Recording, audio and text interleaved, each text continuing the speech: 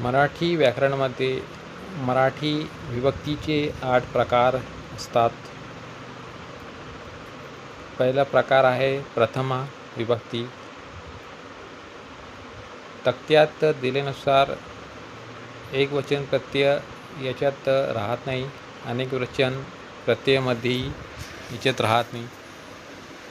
विभक्तीचा दुसरा प्रकार आहे द्वितीय विभक्ती. एकवचन प्रत्ययामध्ये सलाते आणि अनेक वचन प्रत्ययामध्ये सलानाते लागते. तृतीय विभक्तीमध्ये ए, ने, शी लागते. त्याचप्रमाणे अनेक वचन प्रत्ययामध्ये नी, ही, शी, ई लागते. चतुर्थी विभक्तीमध्ये सलातेही लागते आणि अनेक वचन प्रत्ययामध्ये सलानाते लागते. द्वितीय आणि चतुर्थी विभक्ती याच्यात एकसारखेच एक वचन आणि अनेक वचन प्रत्यय लागते.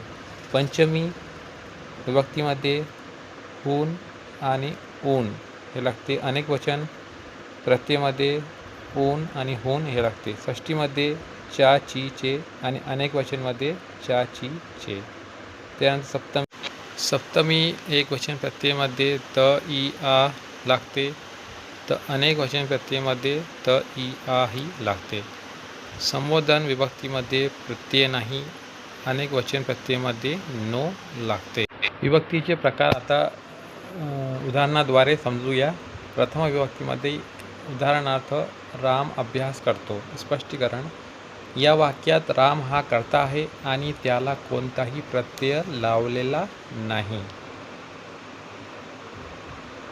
तर हे द्वितीय विभक्तीमध्ये उदाहरणार्थ रामाने रावणास मारले. स्पष्टीकरण याचं देण्यात की मारण्याची क्रिया रावण या शब्दावर घडत आहे, त्याला स हा प्रत्यय लागला आहे. त्यानंतर आहे तृतीय विभक्ती. क्रिया ज्या साधनाने केली जाते त्या शब्दाला प्रत्यय लागतात. उदाहरणार्थ आई चाकूने भाजी कापते. स्पष्टीकरण: कापण्याचे साधन चाकू आहे, त्याला ने हा प्रत्यय लागला आहे. त्यानंतर आहे चतुर्थी विभक्ती. उदाहरणार्थ मी भिकाऱ्याला पैसे दिले. आता स्पष्टीकरण याचं: पैसे देण्याची क्रिया भिकाऱ्यासाठी झाली आहे, म्हणून भिकारी या शब्दाला ला प्रत्यय लागला आहे. त्यानंतर आहे पंचमी विभक्ती. उदाहरणार्थ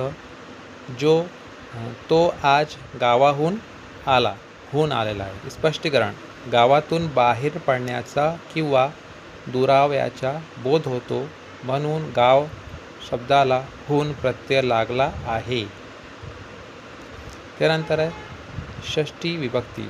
उदाहरणार्थ हे रामाचे घर आहे. स्पष्टीकरण: घर आणि राम यांचा संबंध चे या प्रत्ययाने जोडला गेला आहे, म्हणून हा षष्ठी विभक्ती होतो. यानंतर आहे सातवा प्रकार आहे सप्तमी विभक्ती. उदाहरणार्थ मुले शाळेत शिकतात. स्पष्टीकरण: शिकण्याची क्रिया शाळा या ठिकाणी घडत आहे, म्हणून शाळा शब्दाला त प्रत्यय लागला आहे. याच्यानंतर आहे आठवा प्रकार संबोधन विभक्ती.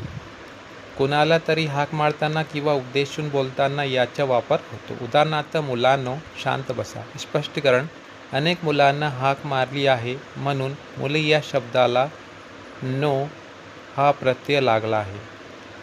तर अशा प्रकारे ह्या विभक्ती आणि त्याचे प्रकार आपण पाहिले. असेच व्हिडिओ पाहण्यासाठी चॅनल सबस्क्राईब करा आणि आवडल्यास ना तर लाईक करा.